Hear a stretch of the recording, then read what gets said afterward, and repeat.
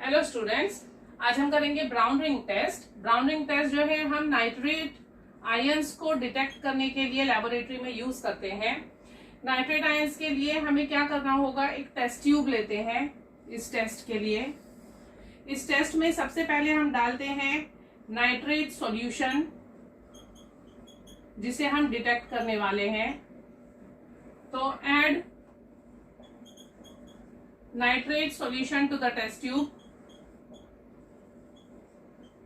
और dilute nitric acid इसमें डालेंगे। उसके बाद नेक्स्ट हम डालेंगे freshly prepared saturated solution of FeSO4 यानी फेरस 2 सल्फेट। फेरस 2 सल्फेट हम फ्रेशली प्रिपेयर करेंगे और उसे ही यूज करेंगे। ऐसा इसलिए है कि अगर फेरस सल्फेट को when you leave it on exposure to atmosphere it gets oxidised to Fe2SO4 thrice. Ferric sulphate बन जाता है इसका on exposure to atmosphere. That is why we have to use freshly prepared ferrous sulfate, because ferric sulfate, the test will not answer with ferric sulfate. अगर ferric sulphate होगा तो test होगा ही नहीं, brown ring बनेगा ही नहीं। तो you have to be very careful, you have to use freshly prepared saturated solution of ferrous sulphate. उसके बाद कॉन्सेंट्रेटेड सल्फ्यूरिक एसिड ऐड किया जाता है। You have to be very careful while adding concentrated sulphuric acid. You have to add from the sides of the test tube, otherwise because when you are adding concentrated sulfuric acid it will react with water present in the test tube and the reaction is very much exothermic, due to which the acid may spurt out of the test tube. So you have to be very careful while adding the concentrated sulfuric acid. You have to add it from the sides of the test tube. Since the reaction is exothermic, definitely the test tube is going to be heated up, and therefore what you have to do, cool the test tube by holding the test tube under running tap. You will be cooling the test tube, and after that, after some time you have to keep it aside in the test tube stand. So it will get some time and a brown ring, a nice brown ring will be formed. Now how this brown ring is formed? Sulfuric acid which we are adding is heavier, so it settles down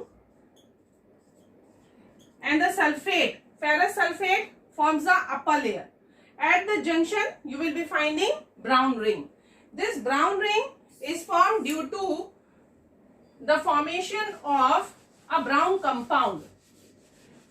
Now if you remember in the previous video of action of nitric acid on organic and inorganic compounds, I had told you that this reaction will be coming in the brown ring test. The same reaction I am writing now. What happens here is FeSO4, then we have H2SO4, and then we have HNO3. These will react and what will form? FeSO4 is getting oxidized to Fe2SO4 thrice plus H2O and plus NO.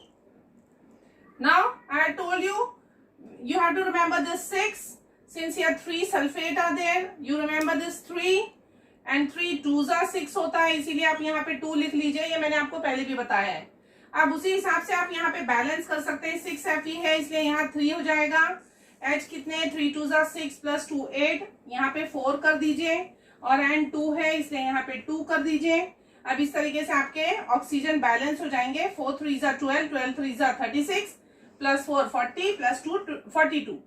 यहाँ पे देखिए 6 4s are 24, 3 4s are 12, 36 हो गए, 2 3s are 6, 36 plus 6 42, balanced है equation. तो ये जो reaction होता है ये फेरिक सल्फेट बनता है। फेरिक सल्फेट जो है ऑक्सीडाइज्ड प्रोडक्ट है। अब फेरस सल्फेट और ये जो नाइट्रिक ऑक्साइड है ये कंबाइन होते हैं और एक एडिशन प्रोडक्ट बनाते हैं FeSO4NO, which is a brown compound.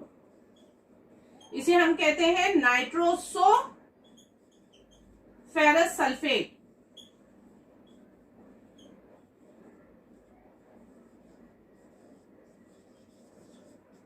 ये है ब्राउन रिंग नाइट्रोसोफेरस सल्फेट।